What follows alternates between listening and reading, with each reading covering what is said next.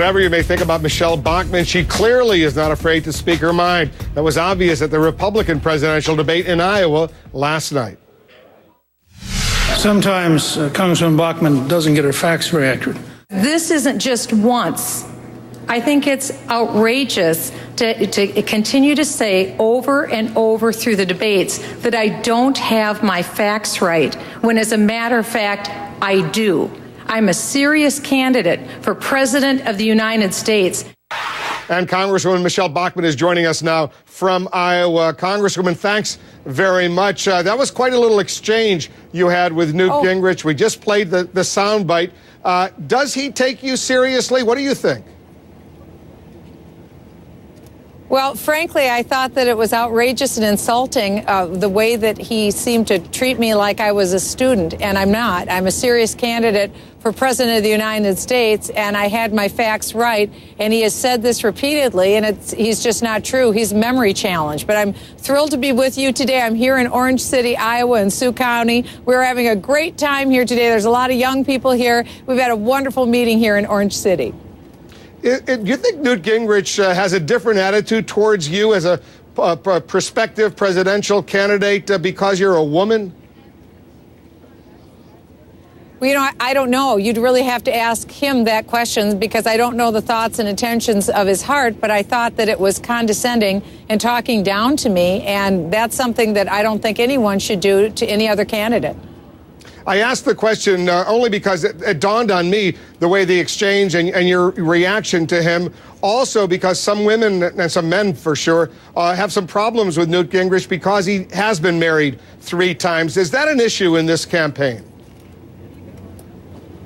Well, that's something that the voters will make a decision about. It's a part of the whole package when they look at the candidates. Who are we? What's our character? What's our life experience? What are we going to do for the country? What are our policy positions? What have we done before for the country? What has our voting record been? And so I think all of that together will be part of the composite when voters go to the polls. And of course, here in Iowa, January 3rd is the very first voice that any American gets to weigh in on who will be the next president. That's why I'm here in Orange City today, to ask people for their vote on January 3rd, because I'm the one true constitutional conservative in this race, and I want to be the next president of the United States so I can put the country back on the right frame and create millions of high-paying jobs. Ron Paul had an angry exchange with you at the debate as well. Let me play a little excerpt of the back and forth. To me, the greatest danger is that we will have a president that will overreact, that we will soon bomb Iran. And with all due respect to Ron Paul, I think I have never heard a more dangerous answer for American security than the one that we just heard from Ron Paul. But Ron Paul, Congresswoman, potentially could win in Iowa. He's doing well in the polls. What does that say to you about the state of the Republican Party if, and it's still a big if Ron Paul were to win in Iowa? Well, I'm intending to win here in Iowa. We're showing very well, and we have a lot of excited crowds everywhere that we go. And I think we're exactly poised where we need to be to prevail on January 3rd. We've seen almost like a political Wall Street in the last few months, with candidates going up and candidates going down. But I won the all-important Iowa straw poll, and I think on January 3rd, Iowans are going to come back, because they've been looking, and it's a good thing. Iowans are very independent thinkers. They want to know who will be the best candidate to go toe-to-toe with Barack Obama. I'm the candidate who's already gone toe-to-toe with Barack Obama on Obamacare, Dodd-Frank, illegal immigration, cap and trade, taxpayer-funded abortion. I'm proven in that arena, and I will hold President Obama accountable in the debates, and I'll emerge victorious. I will be that president. But why do you say that Ron Paul, the answer he gave on Iran, for example, was among the most dangerous answers you've ever heard as far as American national security is concerned? He says he's a non-interventionist as opposed to an isolationist. Well, it's because, quite frankly, the number one issue that we have in the world right now with foreign policy is Iran obtaining a nuclear weapon. Why is that a problem? Because already the religious leaders and the president of Iran have stated unequivocally They will use a nuclear weapon to wipe Israel, our ally, off the face of the map. They will use a nuclear weapon against the United States. It isn't just an idle threat. They mean it. So much so that Ahmadinejad was here in the United States in September, and he said in August as well that he wants to eradicate Israel from the face of the earth. I don't take this as idle chatter. I think that if there's anything that history has taught us in the last 100 years, it's this.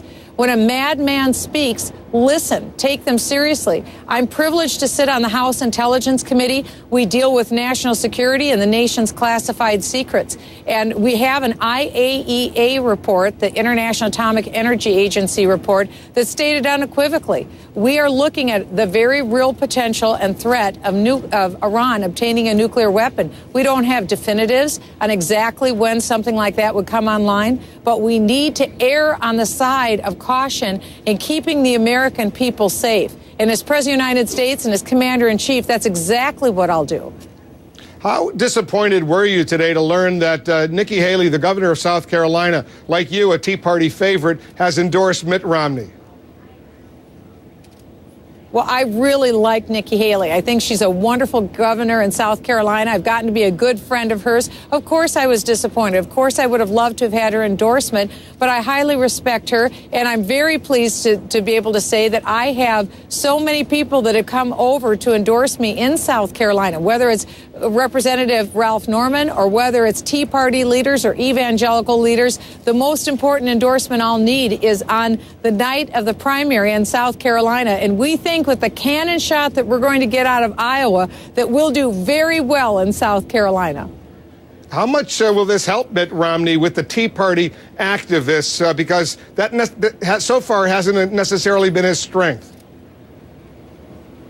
Well, I think people recognize that in the race, I truly am the only Tea Party candidate. I started the Tea Party caucus in Washington, D.C., because I believe in the voice of the Tea Party. And I brought the Tea Party to Washington, 40,000 strong, to fight against the government takeover of health care. That's people who believe we're taxed enough already. They believe that government shouldn't spend more than what we take in, and they believe that government should act within the Constitution. That's a pretty mainstream agenda, and that's an agenda that I've led on as a member of Congress, but also as an independent citizen. And as President of the United States, it's that Tea Party voice also that I'll be representing as president in the White House.